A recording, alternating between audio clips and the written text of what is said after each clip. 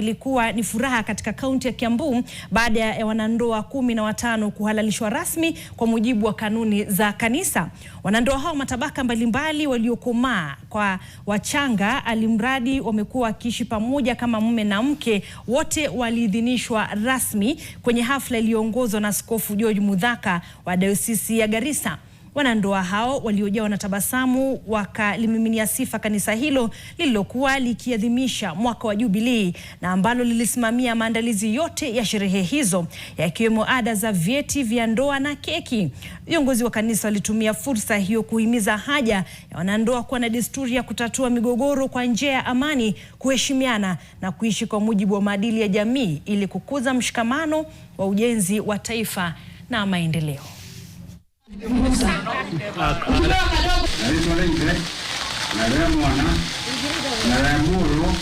Familia ni kanisa ndogo.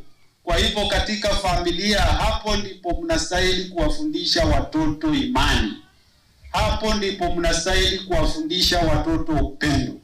Kwa sababu watoto wakiona jinsi baba anavyompenda mke wake, mama yao, hawa watoto mimi na uhakika wao watajua upendo ni nini na wao wataishi katika upendo maisha ya baadaye.